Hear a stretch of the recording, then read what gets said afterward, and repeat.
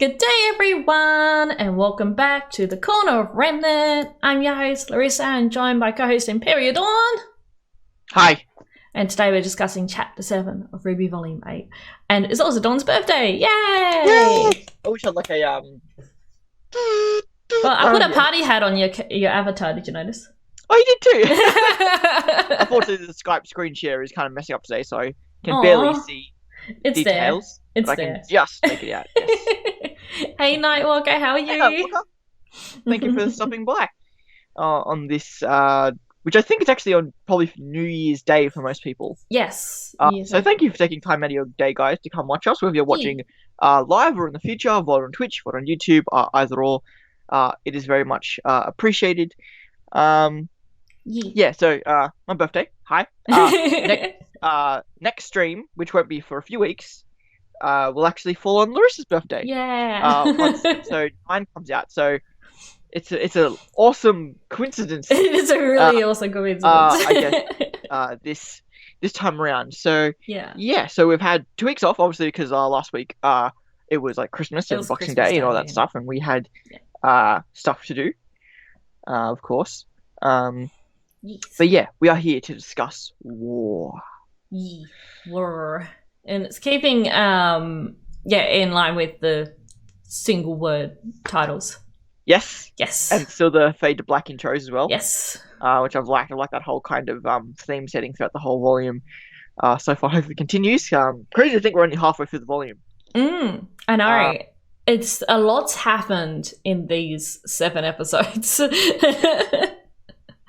Yeah. It's all setting up, of course, for the end of the volume, very much like Volume 3 did. It was all set up and it assumes so, but again, it's like you think ahead to yourself, like, man, how are they going to drag this out for 7 more episodes? I'm sure they'll find a way. Hopefully there are people just sitting around doing nothing. Yes. Sipping tea. As was a critique of this episode. One that we kind of share, not as much as I think most other people, though. Yeah. We'll get to that when we get to it. But yeah, I thought it was a good episode. Obviously, it wasn't written for the hiatus or anything, so there wasn't anything major to kind of sink your teeth into as we faded out. It wasn't planned as the mid-season finale. No. Which it makes a lot of sense after watching the episode. But it was a really, really good episode. I really enjoyed it and excited and scared for what's going to be happening next. Yeah, I mean, just thinking of what possibly is coming next, we obviously have the invasion of Monstra. Yes. The infiltration of there. We have possible using the relic behind Sam's back, either through Emerald or Hazel. Yes. Which is cool. Like the whole Aladdin thing and the lamp was something that I never thought would actually happen. Me neither. I feel like that was a lot of fan theory. There's a lot of like Emerald using the last question. That always seemed so far out to me. But now it seems plausible. But now it actually seems like, wow, Emerald might actually be the last one to use the lamp, and I think that's quite interesting for sure.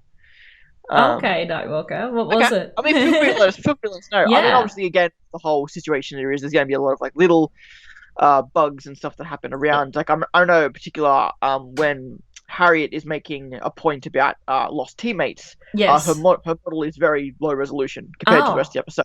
You don't unless you pay attention, you don't actually notice. Yeah. There's like a lot of lines and stuff and details missing in her outfit. So like a few like things like that will probably get fixed up in like the Blu-ray release. And during the break as well, probably. Yeah, look, that is the point. There is like when you see winter and stuff at the start of the episode, it's very bright out still. But then at the end of the episode, it looks very dark. I would say that's more them just getting closer to Monstra. Yeah. More than but so it was around sunset. it was around sunrise when they found them at the start of episode 6. Mm. And at the end of episode 6, because they'd been resting for the night because it was sunset before that, or something to that degree. Yeah, and also some of the things that are happening might be a little bit out of sync with everything else. That happened a lot back in previous volumes. It actually happened around the time. Yeah, what's happening with Team RWBY and the others might be behind some of the others. But then again, that doesn't make quite sense either because we know they saw the broadcast and, of course, Monstro are landing on Atlas and all of that. So, I haven't given it much thought, Nico. I'm sure you have a point. I thought it was sunset. Yeah, I'm not sure. I can't. I don't have all the episodes pulled up to double check all this immediately. But no, like and again, even Penny, um, landing where she did, I thought was quite interesting. Yes. She made it but to again, Atlas. like again, when you see the overshot before she falls, she's clearly above Atlas and Mantle, and it's possible that her system's rebooted at the last second to kind of direct herself to where she landed. She did. Possibly. She might have been fighting Control as she fell as well. Yeah, because and we also saw, if you haven't seen it, the episode, well, I'll ask you, have you seen the episode 8 teaser they released? No, I didn't watch it because, okay. Yeah. No, fair. But like when Penny's like waking up in the crater at the end of the episode and she's all like damaged and stuff, you can see she's still clearly in control. Yeah. So it's likely that she had some sort of she was able to gain control for a period. Possibly. Yeah. Okay. Yeah, I'm pretty sure it's sunset, but yeah, I don't know. I'll have to rewatch it again. I'm planning to actually watch them all in a row. And because I think sometimes the volumes are more designed to watch all together. Yeah, the whole Penny and Cinder fight was at night, I believe. That was just in nighttime. I don't think there was any sunrise sunset in that scene. No. So and then Yang's team go. It's sunset as they're walking towards the cabin. Yeah. And then I think it's roughly sunrise by the time they get captured by. This team. I think. So it is light then. That's a good point. And then when RWBY and that are all coming out to find Penny, I think it's either nighttime there, or it's just again, but it also could just be dark from. Yeah, I just thought of that. Remember what everyone was saying at the start of the season was, oh, why is it bright outside? Shouldn't there be dark? Grim Cloud shouldn't it be dark constantly? Shouldn't the sky be black? Well, now it is, and now it's causing. Yeah, that's a point. So that's a point. I didn't even think of that. Of course, the Grim and could also be just mucking up. But again, look, there's going to be inconsistencies because everyone's working from home. I'm not going to give them too much crap, even though we spent 3 minutes on this. I think there's enough there to where it works. It's just, again, I don't have all the episodes pulled up, but it's a fair point though. It's a fair point of contention to question though. I agree. Yeah. So that's true. Yeah, probably would actually. I'm not too familiar with how all that works even in our own world, let alone Remnant. So I'll take your word for that. That is a possibility. I'm pretty sure that is correct. But also it wouldn't help with the giant Grim horde as well. That would definitely make things seem a bit darker. Yeah, it could be blocking out the sun as well. I mean, to be fair, I think that's something we were always questioning, I think, especially during last volume, was that always nighttime when we were walking around Mantle. So that actually makes sense if it's simply nighttime longer. The daytime. That actually kind of works. That does work, yeah. It's just not as light as it normally, the daylight's a lot shorter. Yeah, that makes sense. I'm also not too sure what season it is. Not that it really probably would matter too much in Atlas. I'm pretty sure that's something you could probably work out because it was winter at the end of Volume 3. I'm sure you could work that out timeline-wise. I think it's probably... I don't know. I think it's been about a year since that, so it's probably winter again, but again. Yeah, I'm not too sure what season it is too. So if it is winter, then they'll make the days even shorter. Yeah, even more so. Winter at the end of Volume 3, then there's like a 6-month jump, and then it's been a few months, a week there. Hey, Rodwell, thanks for popping in. Happy New Year.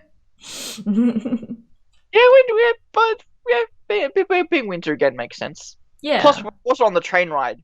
When on the train ride, it was very snowy, and it wasn't that north. No. I mean, while that area is normally snowy, it makes sense for that to be winter as well. Yeah, if it is winter, that will make a lot of sense as well. Being further north. We had a few weeks though since Volume 6. Anyway. That's it. Thank you, Nightwalker, for that. No, but I always appreciate the discussion. Yeah, that's it. There are some places in the world which don't get much daylight at all, even no matter what the season is. So that sometimes, You're also like a discussion with two very tired people. Yes, sorry, so I'm a bit sleepy. Give our best here. Alright, sorry.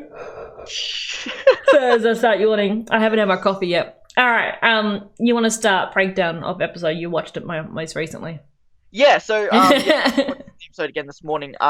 It was so drastic to see the episode start and like the farmland. Yes. And see like beautiful visuals and stuff and how it looks, obviously. And then it gets destroyed. And yeah, it's one of those things where I kind of kept like, despite seeing Atlas multiple times, both in in episode 5 and episode 6, you see like sky shots of Atlas. But then starting in the farmland again was like, oh yeah, right, Atlas has farmland. Yeah, because we never really had a good view of that before. Yeah. So again, it makes sense. It has to be self-sustainable to some degree. Yes. And again, artificial climate and all that Iwood has mentioned before. Yes. Yeah. And seeing people like having picnics in the town on top of the buildings and stuff as well. Yeah. It was also really funny too, because I'm thinking back to Atlas I think we mentioned this last episode, but I think the farmland, I think that was something added in more recently in order to give like a setting for the invasion, because I don't think there was space for farmland in previous pictures of Atlas that we've seen in previous. Well, a lot of the pictures of Atlas we've seen have been front on, so you probably wouldn't have seen the farmland because it was front on sort of view.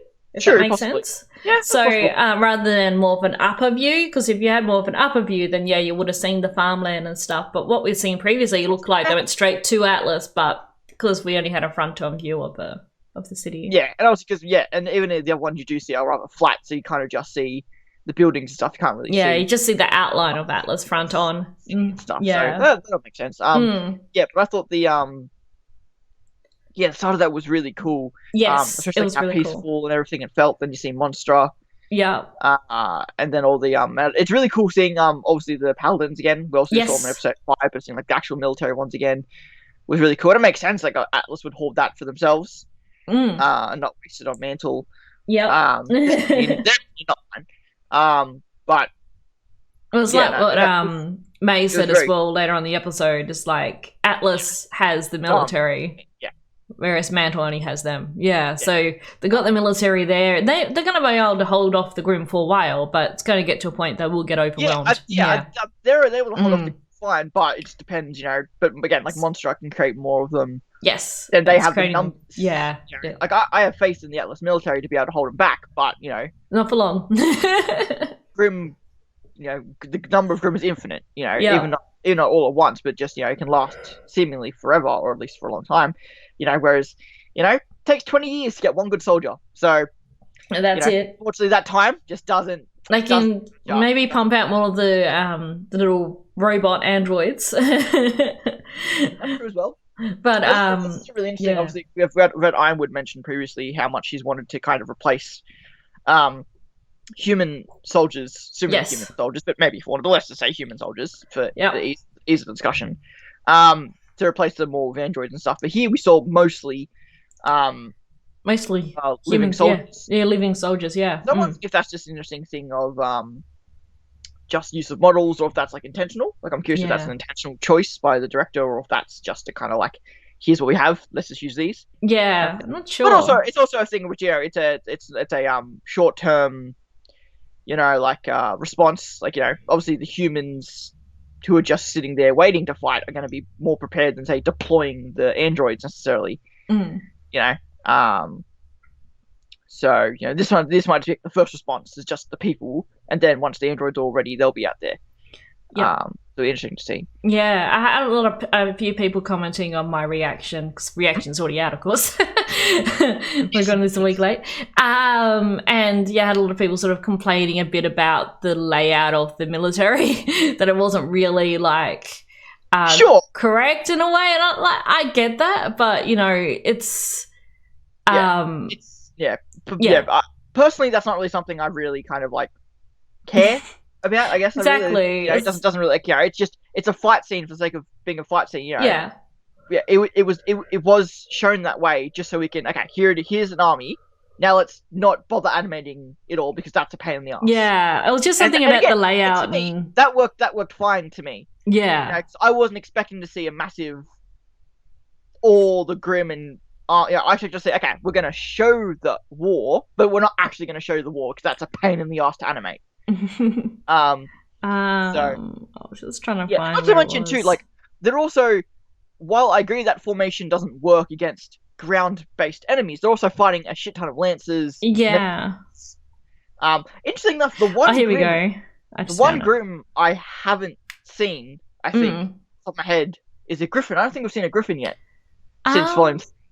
No. I think all the other Grim were in this kind of in Monstra and all this stuff. Unless we're going to see it later on. But again, I wasn't looking for it. I could have missed it. No, it might have been there. Yeah, and Griffin might just be like the one that doesn't have a 3D model, because that's the one that was only in Volume 3. All the other Grim... we haven't seen a Creep either, which obviously have only been in Volumes 2 and 3. So it could just be, they're just using what models they have, and they have most of the other models of like Hobart TAS, Beowulf, and all that kind of stuff. So I found the comments about it. So they're basically saying the Paladin should have been at the front. Yeah. Again, I'm sure there was. Yeah, again, like I'm sure. And then someone was saying, well, the Paladin should be on the rear providing fire support, and yeah. Look, you're talking to Australians here. We don't know much about military formations. Nah, that's not at all. Not our thing. Yeah, nope. Unless it's a world war, we don't really do much military shit around here. So we're the wrong people to kind of have expert opinions on this. But I thought it was fine again, since they're fighting a lot of air support stuff as well. And again, it's just for show. We're not actually going to see them fight the Grim, just because, like I said, that's a pain to animate. So let's just show them about to do it, and then that's it. And again, I was satisfied by it. Yeah, I thought it was fine. It's a formation stuff they do in movies all the time, whether it's practical or not. It's something that's it's just a trope in in war animation and live action at this point. So yeah, it worked fine for me personally.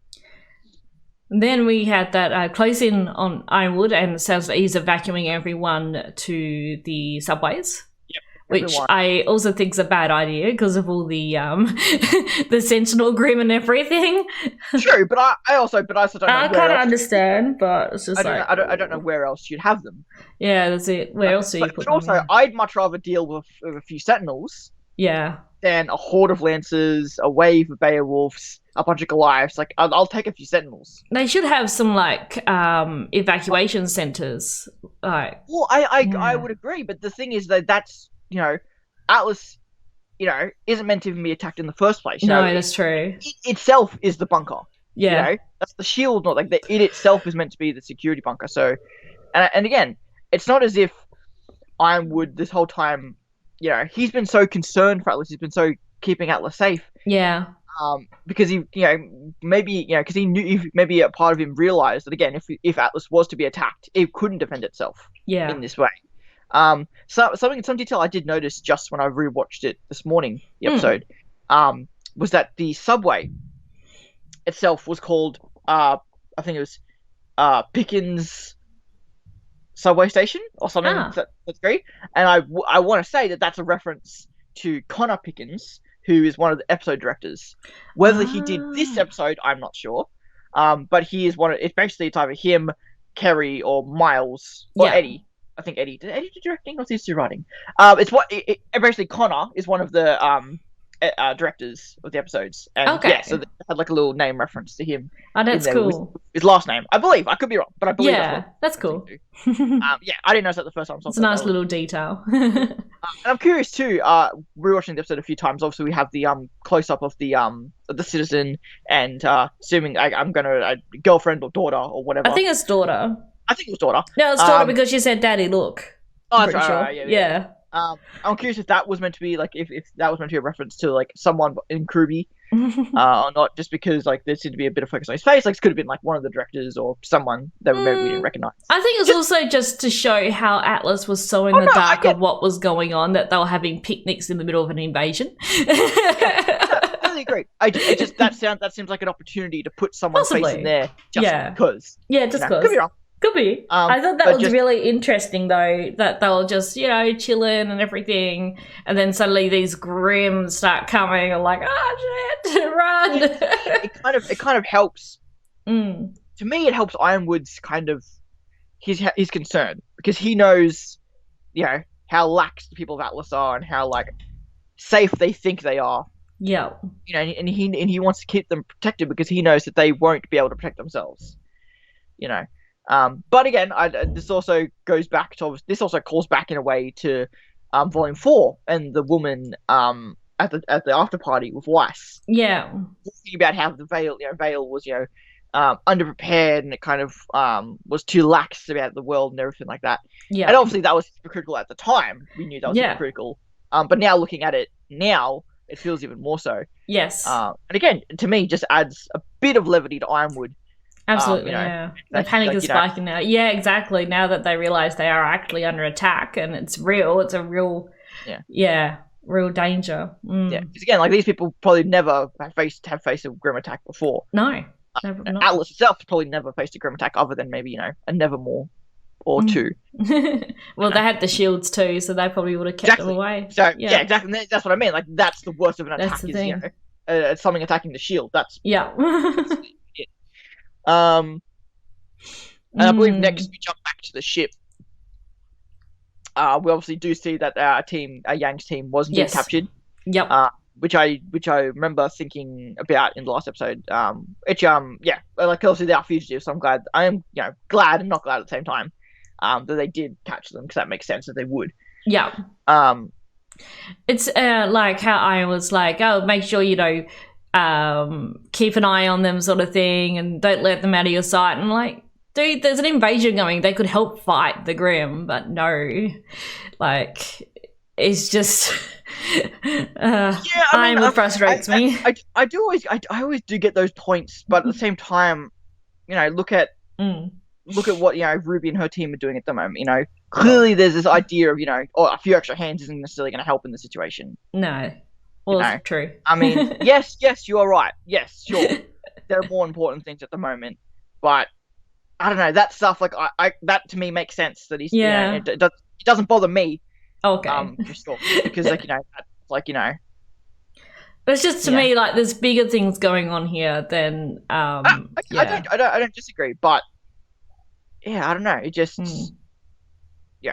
there's you got to keep true to certain things, I guess. You got to you can't just forsake something because something else is distracting you or just something else is in the way. I don't know. Maybe I'm being a little too too understanding here. As I often am, admittedly. Well, in this shot with the ship, I really like how you get to see Monstro up really close as well, even though they're a fair distance away from it. Just seeing Monstro there is it's a really cool shot. And also, of course, the most interesting thing in this was her semblance. Have a chat about that. Okay, jumping ahead there a bit. Okay, well, and we go back to the ship because I think we jump, don't we? That's at the end of the episode. But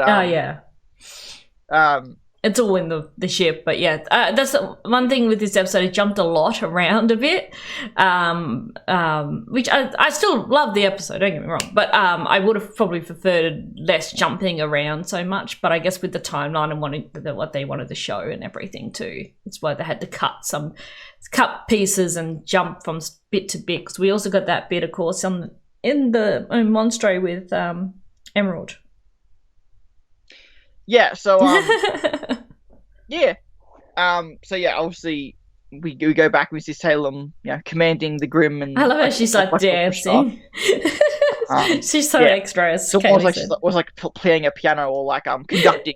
Conducting. Yeah, very much conducting. Yes. But obviously we see Emerald walking through the halls, and interesting enough, seemingly she can use a semblance on the Grim, and I'm curious if that's calling back to again like a comment that she's been practicing on a semblance. And again, if she has been practicing, what has she been practicing on?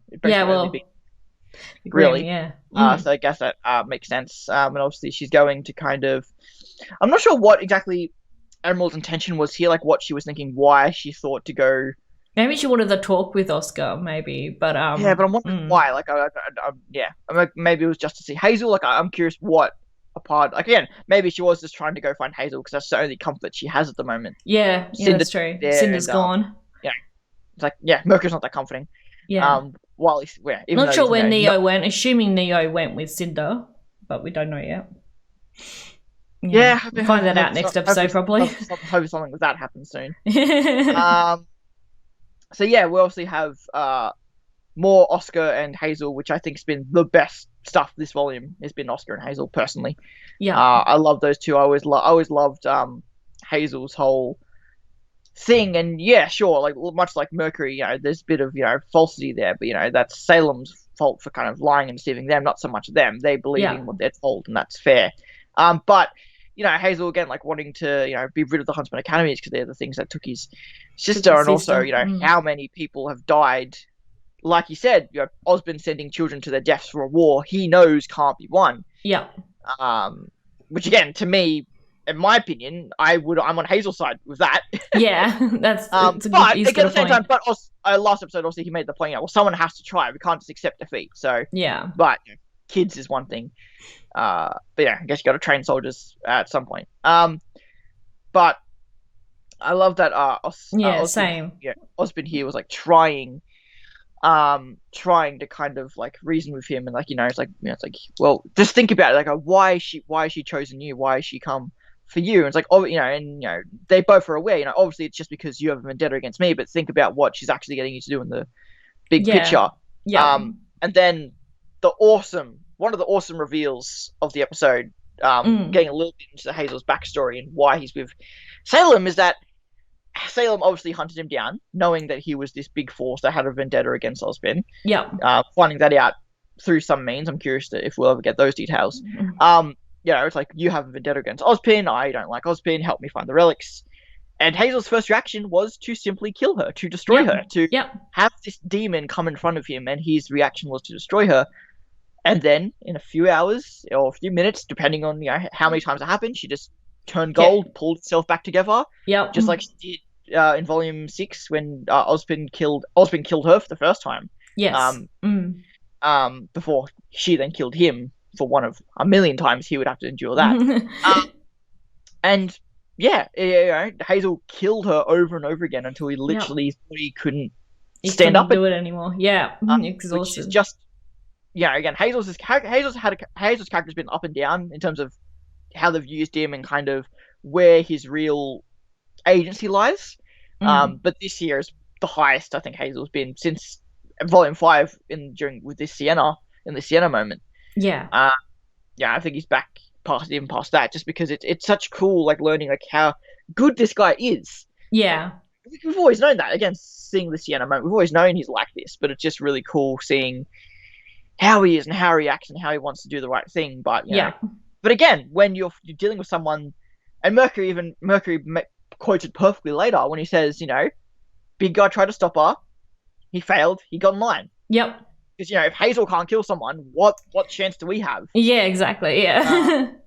And again, at the end of the day, he gets his reward. He'll get to destroy Osborn. Even though at this point I'm kind of assuming that he's kind of satisfied with himself at this point.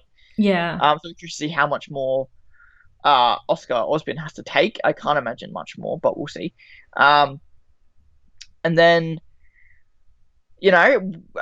Oscar plays his ace, plays the final card, and gives Hazel the information. And I love that Hazel hated that. Hazel was like, after everything you've told me, if it was all true, you're still dumb enough to actually give us the lamp. If what you're saying is true, that doesn't make sense. It's like, no, I'm giving you that information because I want you to go find out.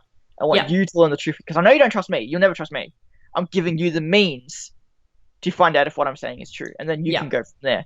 And now Emerald obviously heard that too. Emerald heard it as fascinated to see how Salem would react. Yes. Because assumingly what she wants is just to know where the beacon relic is. I assume that's what she wants to ask. That's what she wants to ask, yes. So it would push her plans back another 100 years, or she'd have to go find it. But again, seemingly it's hidden. It's hidden somewhere. Where she needs the relic in order to find it. What was I was going to say something and it's gone. Yep. Something about Hazel. Emerald, the lamp. We don't know when the 100 years is up.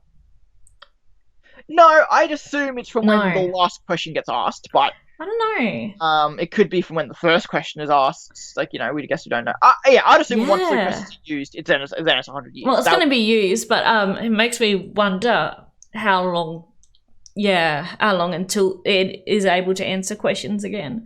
So get to see what the final question is. Yeah, well, if either Hazel or Emerald gets the lamp, then they probably will ask, what's Salem's plan. My favorite theory has always been that, even though the more I think about it, I'm not sure how much sense it'll make, but basically someone asks what Salem hiding, the same way was hiding, and then we just get like a flashback of like maybe more of Salem's perspective. Yeah. On the Lost Fable, and also maybe we get visuals of like all the Team Witch joining, like how Cinder came to Salem, how Tyrion came to Salem, how Hazel came to Salem, how that would be cool. We get a little bit more of the Lost Fable of Salem, then we get those 4 backstories. Because that's one way with the last question is we can get a flashback and get some information we haven't seen yet. But again, why Jin would show that to Emerald or Hazel? Like, what would that give them? I'm not sure. I guess it depends how they word the question and what information they want. True. Yeah. Because what Jin chooses and chooses not to give seems to me it's very fallible. It's just what it actually feels like. Because exactly, to me, and I've always said this, the idea that Ozpin asks, "How do I kill Salem?" and she just says, "You can't." But RWBY asks, "What is Oz hiding?" and we get all of that. Doesn't make sense to me. No. So if I'm saying this now, if the end idea is just Ozpin, if Ginger said you can't and the simple answer is someone else can, I'll feel pretty butthurt about that. Yeah. Because you gave RWBY all that off, what is Oz hiding? But you couldn't give Oz the actual answer of, I don't know, maybe this whole thing, you shouldn't be specific, you should be as broad as possible to kind of get a broad answer, but that's my 2 cents on that. But yeah, I'll be really curious what the final question is.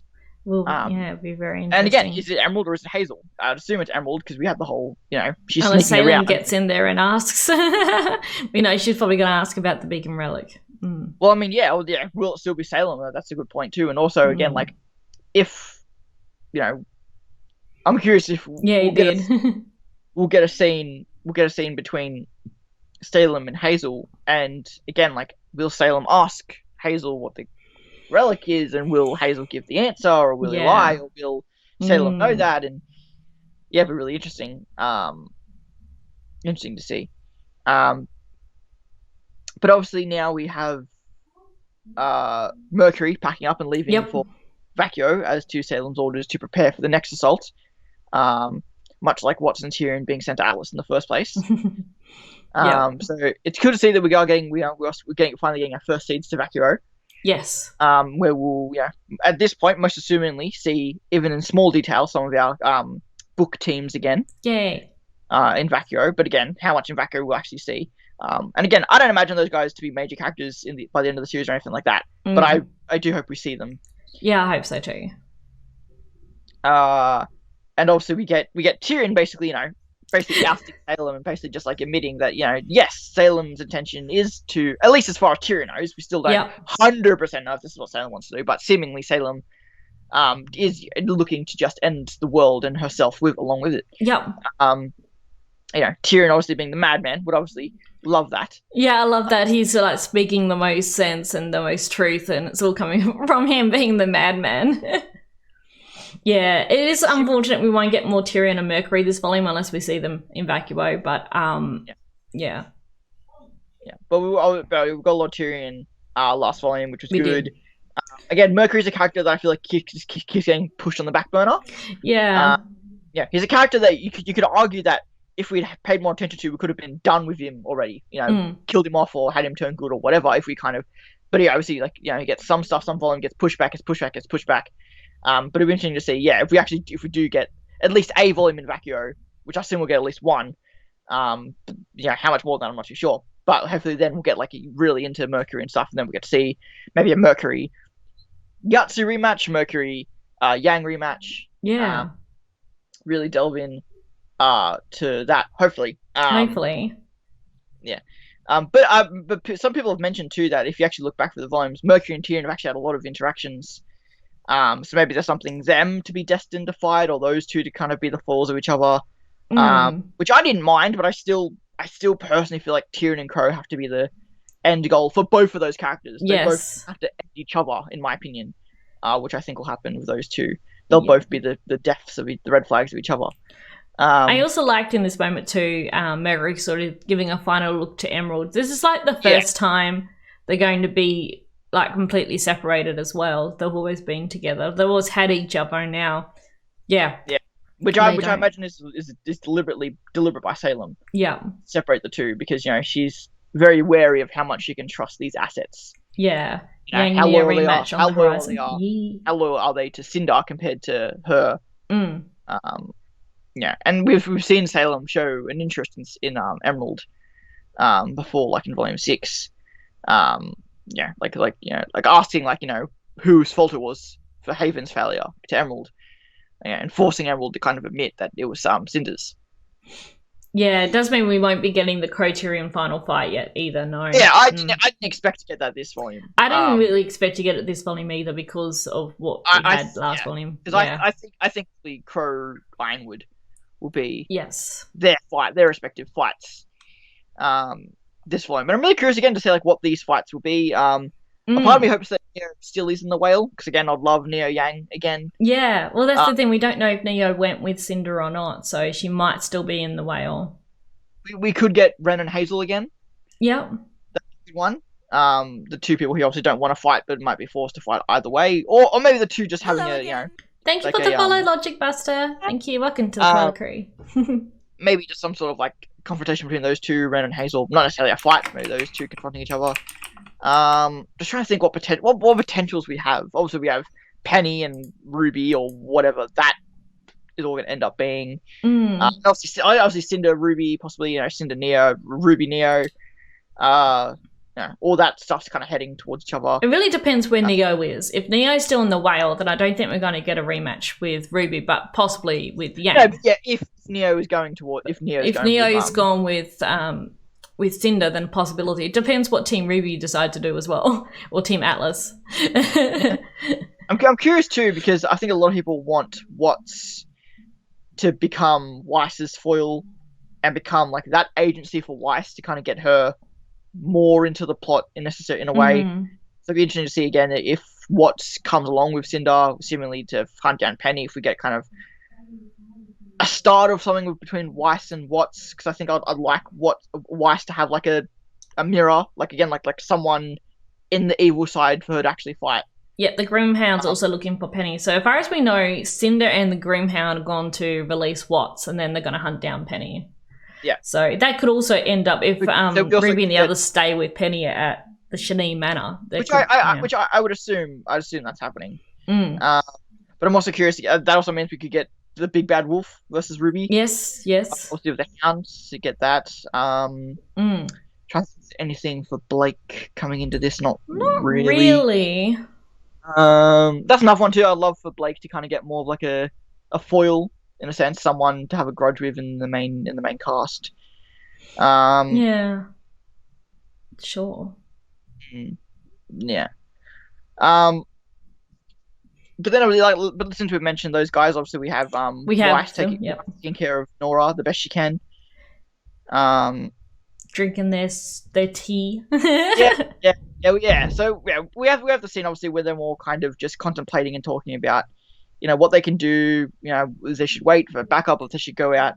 Well, they didn't say it, but I think they were implying, should they go out and fight now or should they wait? Exactly. So, at least the implication there, but it wasn't as clear as it nothing needed to be. Well, May sort of gave them sort of the choice whether you stay here with Atlas or you come down to Mantle. She was basically trying to convince them to come down to Mantle because Mantle doesn't have the military; it only has them, and basically saying they've got nothing here in Atlas. And we got a little bit of her backstory and everything, which was good, and confirmation, of course, with her being trans. We didn't need that confirmation to show, but it's nice to have it anyway. That's the thing. Like, I'm sure all the people would really appreciate that it was confirmed in the show, but it was done in a way where it wasn't hammy. It was just it made sense in the conversation. It worked really well. And again, I love that mirror of Weiss and May. Yeah, and like how the two have Henry and Whitley and all that kind of stuff. Yes, and comparing it to families, like I really like that stuff. I loved. It was so subtle, but I loved Blake referring back to Ironwood. Yep. Saying that, whose side do you want? And Blake being like, yeah, Ironwood said that to us once before. Yes. More subtle than that. But I really liked how that worked. Ruby again of her speeches, take it or leave it. But yeah, I just wish that maybe there was just like a line in there where it's just like, we could go out and fight, but how much, I feel like the scene was fine. They just it was good. It would have been a little bit more. They just needed another line in there somewhere just to be like, you know, what could we really do if we go out there? Just to justify them not being out there. Yeah. That's all. That's true, Nightwalker too. They haven't had a chance to have a break either. So it's point. Again, like it makes sense. And again, they're trying to take care of their friend. Like again, like you know, I don't blame them for prioritizing Nora over everyone. Right? Like while that sounds insane, that's fair. I get that. Yeah. Yeah, and they're just kids. You know, what are they really going to do against all this? You know, they make the point. They do. I give them credit. They made the point against suddenly of like the Leviathan. Yeah. Basically implying that, you know, Ruby Silver Eyes aren't going to do anything in the situation. Really? Probably not. I think that's what the implication too big. Was. Yeah, Monstro is too big. That's why they mentioned the Leviathan was to kind of, in a way, say that this is why we're not out here using the Silver Eyes because you won't do anything. You can do anything to Leviathan. Won't do much to Monstro. Yeah. Monstra, by the way. Monstro. No, Monstro. Talking of Monstro, we're probably about ready to go back to the ship. Well, I was just going to mention. I was going to mention my character.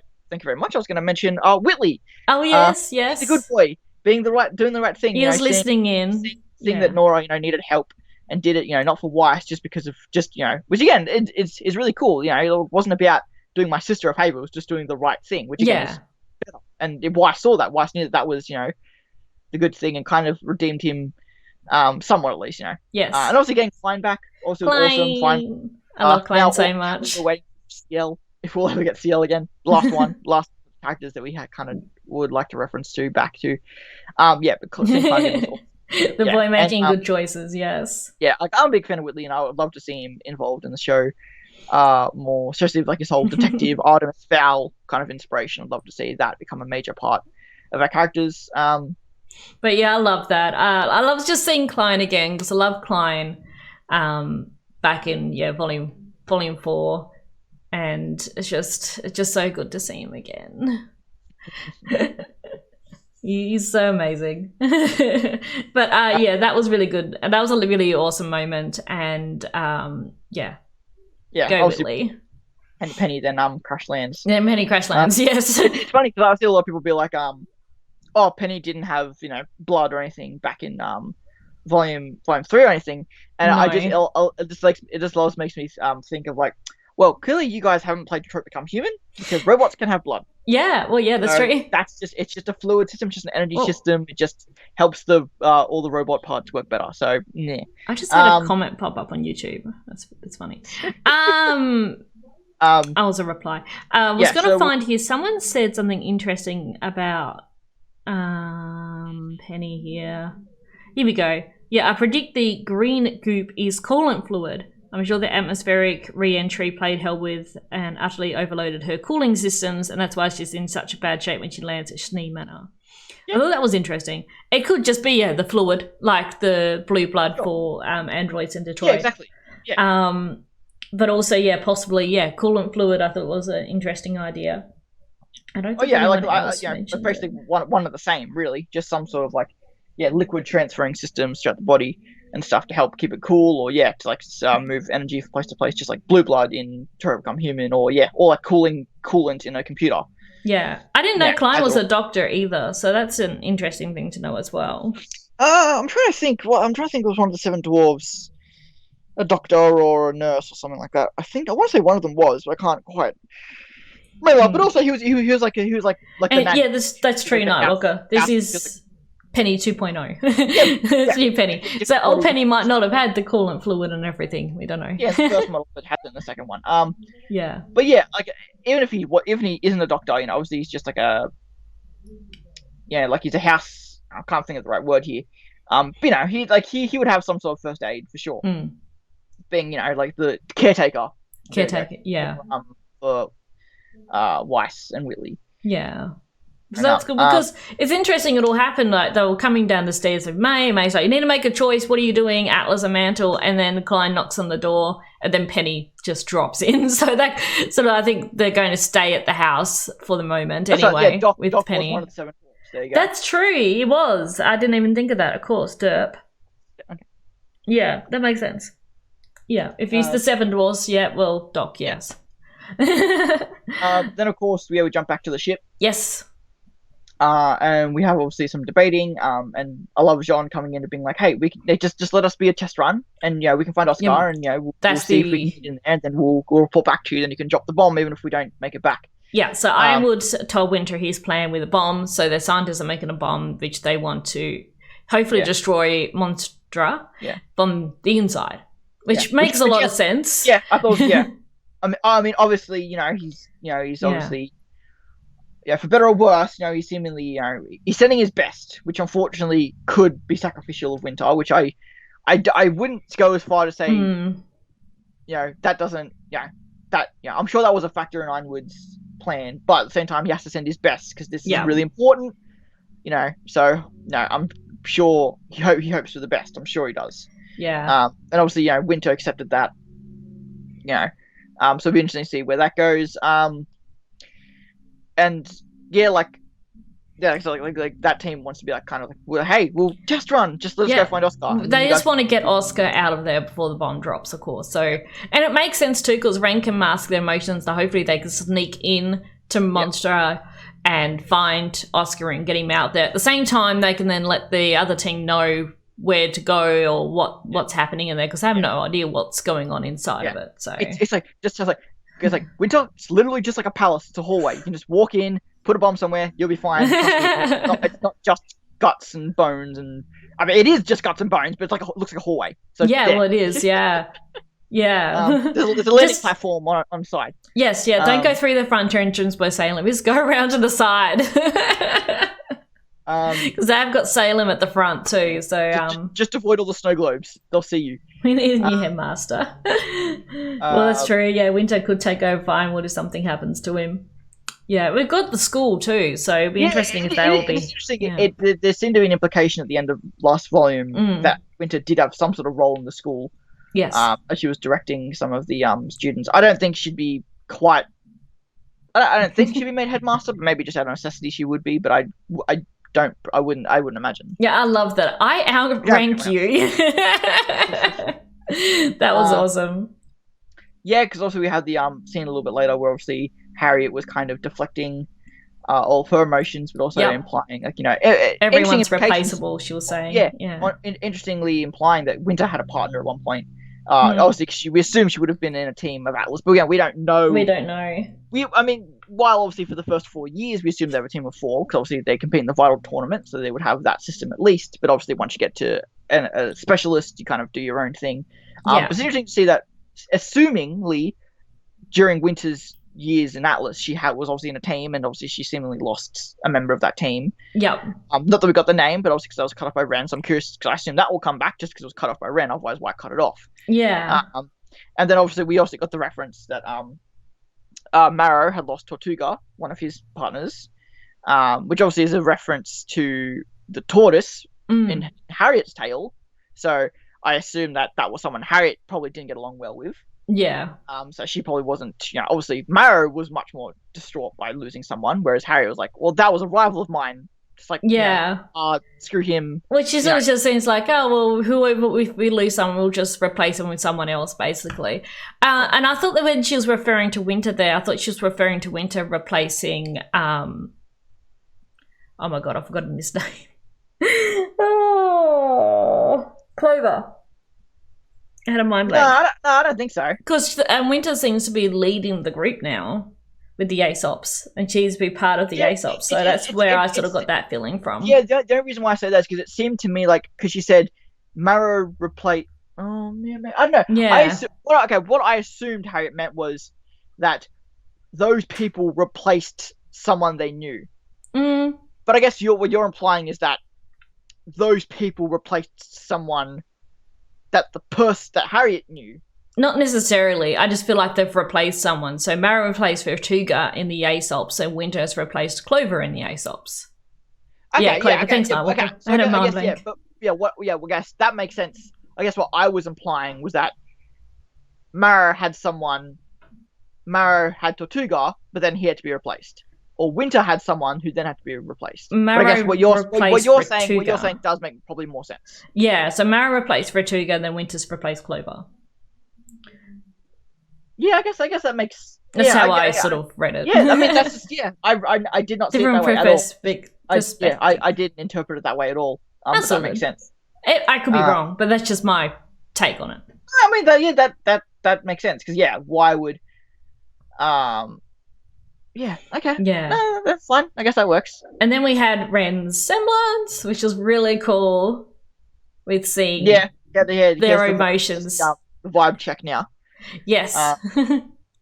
It isn't super clear at the moment what, like, obviously he can see people's repressed emotions, so he can repress his own emotions and other people's emotions, but then he can also see when people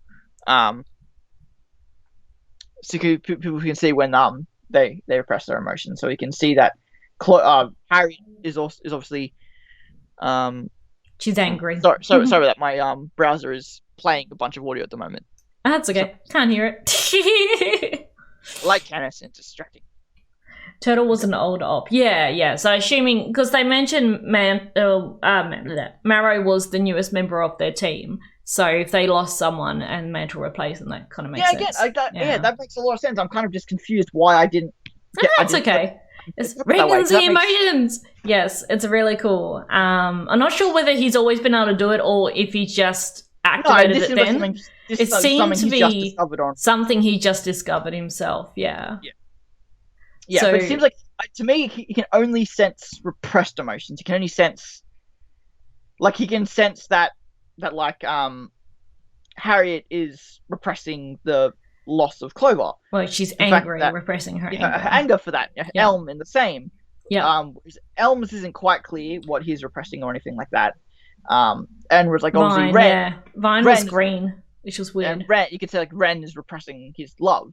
Yeah. Nora. It's a pink flowers. But then you look at, say, Yang, who didn't show up, which is kind of a nice way of saying that, because she's kind of, to be shippy for a moment, I guess, because she's kind of admitted her intent to Jean in a way, she's not really repressing anything at the moment. No, she's not repressing her emotions. That makes sense because we didn't see anything with John and Yang. I didn't really think of that, actually, so that's a point.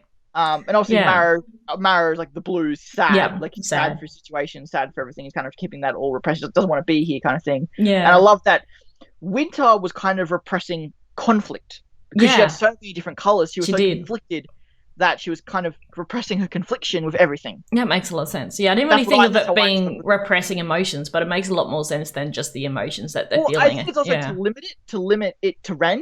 Yeah. Because his semblance is repressing emotions. It is repressing emotions. An evolution of that was to see other repressed emotions. Yeah. I think that makes sense at least.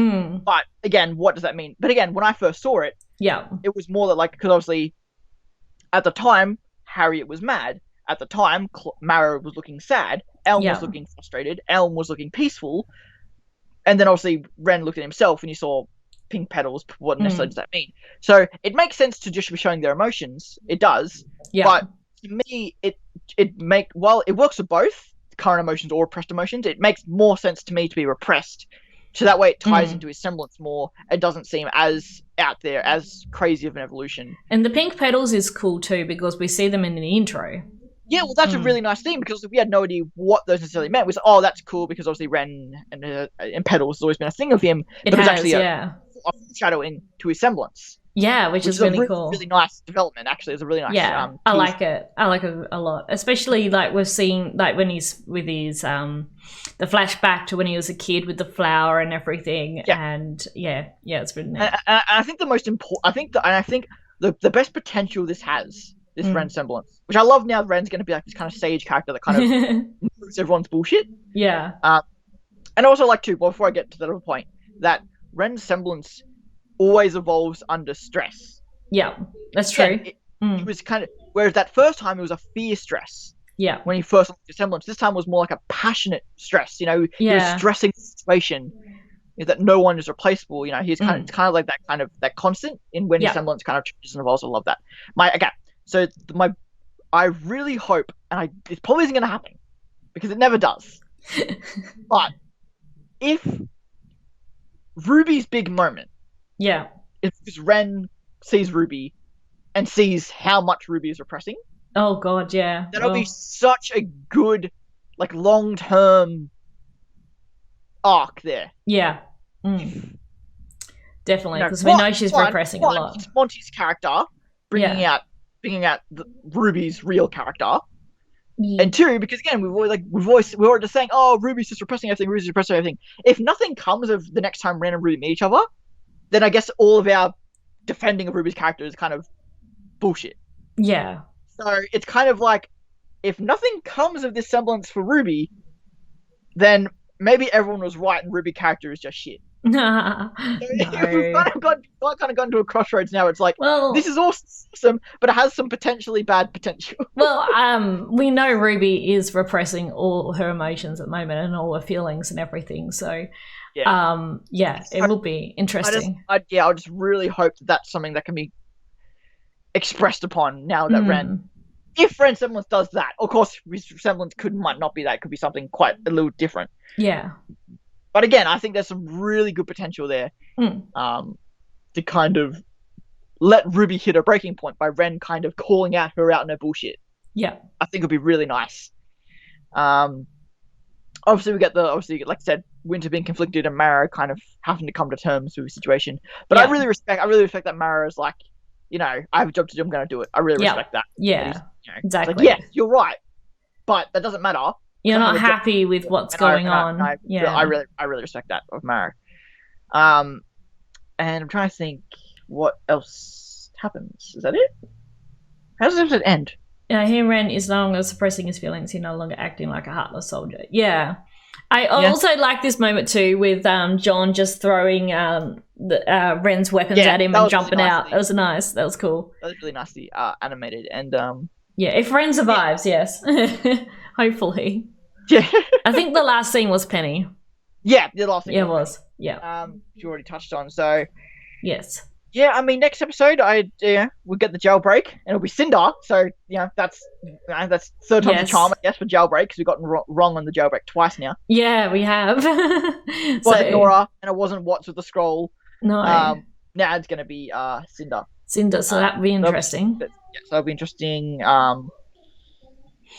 Interesting too, because obviously we want Crow to go to Ironwood, but if Cinder and Watts let slip that their attentions get to Penny, Crow would maybe put together, they'd be like, well, Penny might be with RWBY, so maybe.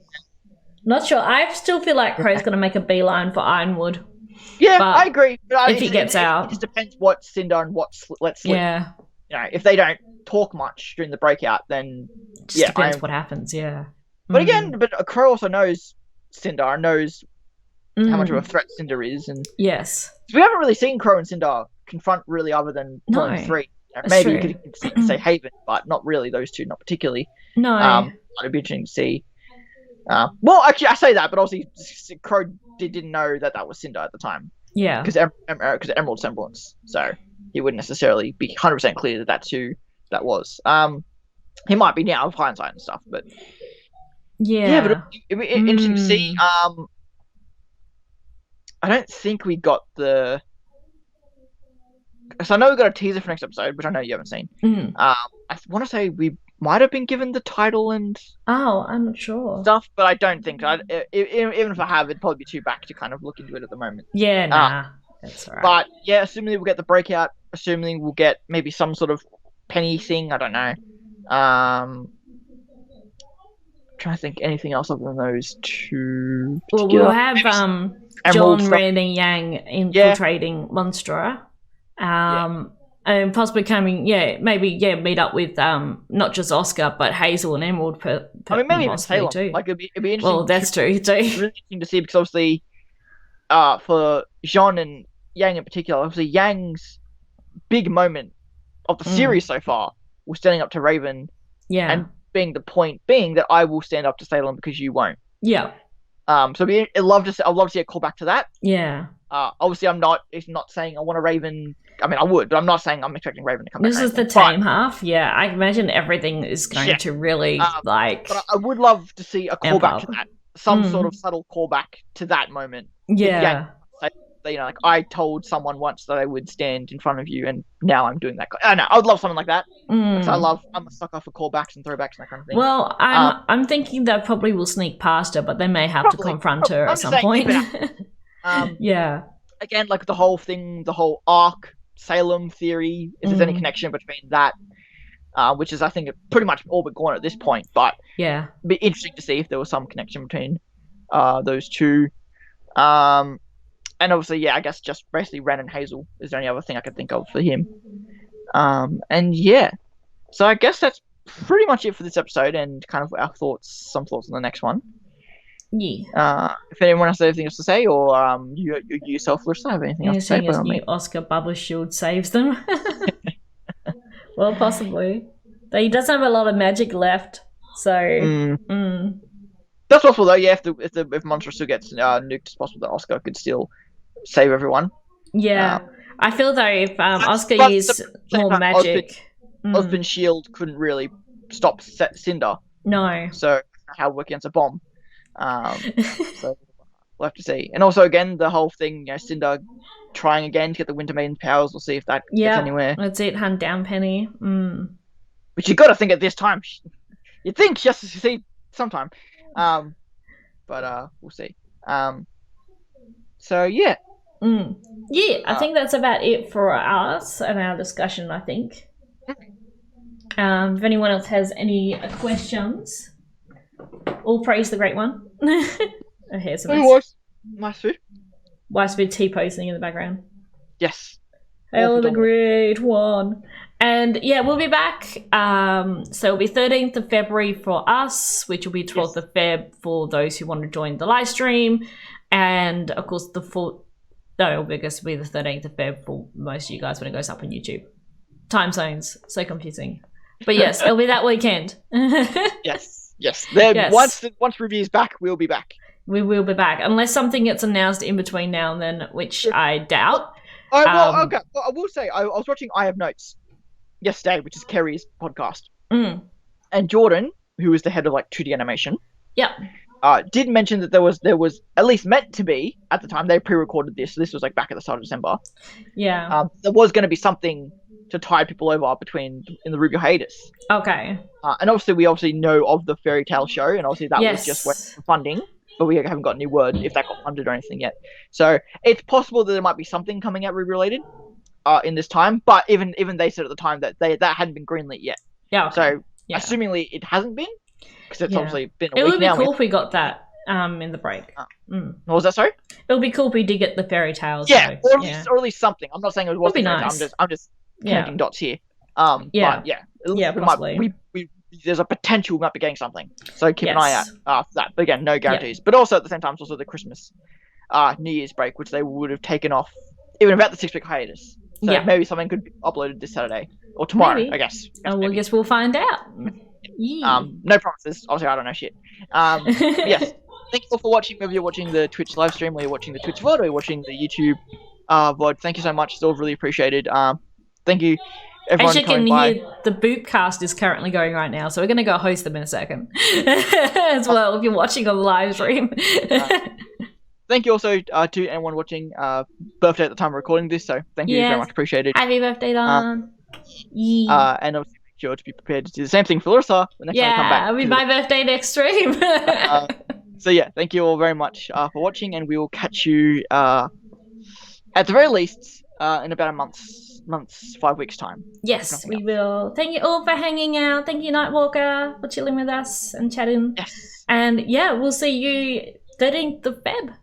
Scary. All right, so everyone. Okay. Bye.